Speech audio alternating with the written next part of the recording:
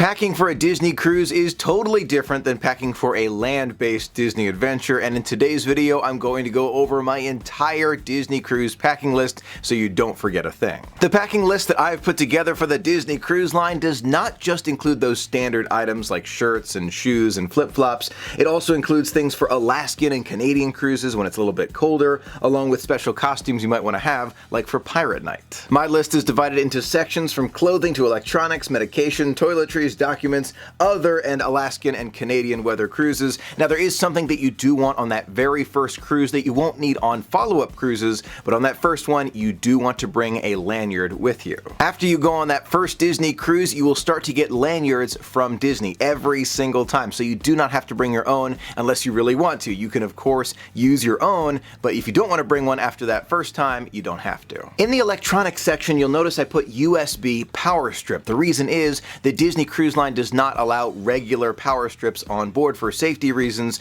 but USB power strips are allowed. It's something that I use every single time I go on the Disney cruise, and I have no problem. You can't charge everything with a USB power strip, but most things nowadays can be charged that way. In the other section, you'll also notice I have an extra bag in my luggage. I actually pack a collapsible bag inside so I can take more bags off the ship than I bring on the ship. The reason is I buy a lot of merchandise on the Disney Cruise Line. I want to make sure I have enough room to take it all back with me. You can find my Disney Cruise packing list in the description of this video. You can download it to your computer or to your phone, and you're welcome to share it with friends and family. Now let's dive into the specifics of the packing list just a bit, and let's start off with clothing that you should bring on board with you. Disney has several different outfit categories that you can wear on board, including formal, semi-formal, cruise casual, and pirate. There are even special events on board where you can wear a costume, but we'll get back to that. Most days at sea or at port are cruise casual days, where you'll see shorts and t-shirts, maybe every so often jeans depending on the weather, and longer shirts. It's pretty casual on board for cruise casual days, except for swimsuits and tank tops. Disney's pretty strict about that. Now you may be thinking, Michael, swimsuits and tank tops aren't allowed on cruise casual days. Does that mean I have to jump into the pool with a black tie? Not exactly. Disney is totally fine with guests wearing swimsuits and tank tops by the pool areas and in the pools, of course. It just comes down to those meals and other activities happening around the ship. They require just a little bit different attire for those things. In the evening, things change a bit for most guests. It's not required, but many guests do like to dress up just a little bit more, maybe with a button-down shirt or long sleeves, something for dinner and the show. Now, do you have to change into different attire for dinner and the show? No, you do not have to, and I have gone to dinner and the show in a t-shirt and shorts before, so don't think you're alone there. That being said, if it's not a cruise casual kind of evening and it's formal or semi-formal, you may be the only one who does not have semi-formal or formal attire on. On formal night, you'll see everything from button-down shirts all the way to tuxedos and suits, and even ballroom gowns for women. Now, Disney does recommend dress pants with a jacket or suit for men, and a dress or pantsuit for women. Many guests will take advantage of formal night to take those formal pictures with the white background or different cruise background. They always turn out extremely well. So if you're going through your closet and you're saying to yourself,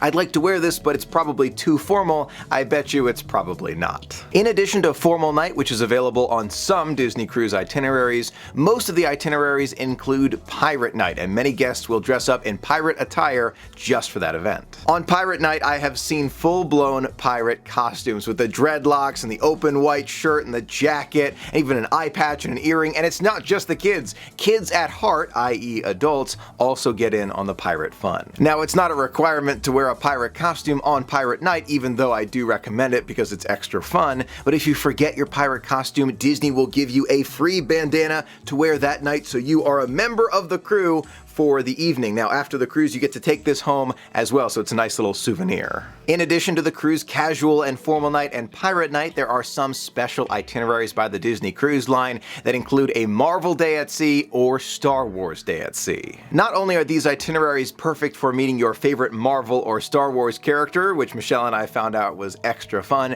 you can also dress up like your favorite Marvel or Star Wars character, and it definitely enhances the experience. Of course, it's not a requirement to dress up on one of these special days at sea, but I, and even Disney on their website, encourages guests to dress up in their favorite costume. Now, considering different outfits you're going to want to have with you when you step off of the ship at these different ports of call, if you're thinking about the Caribbean, I recommend shirt, maybe a short sleeve shirt, and shorts, along with flip-flops. That's what I like to do. Now, if you have some special plans at these ports, of course you're going to want to dress accordingly. And if you're going during a wintertime cruise or to Alaska or Canada, the key is layers. I'm looking forward to going on an Alaskan or Canadian cruise in the future, and from what I've heard, you want to have jackets, some kind of maybe sweater, gloves, and some good hiking boots. It sounds like a totally different style of cruise than the Caribbean or Bahamian cruise, however, I really want to try it. In addition, on the packing list, you'll notice I have a section for documentation. If you're wondering about what kind of ID you need when you step on board, I've made a video all about it. You can find it right there at the I button. Sometimes you can go with just your driver's license and a birth certificate.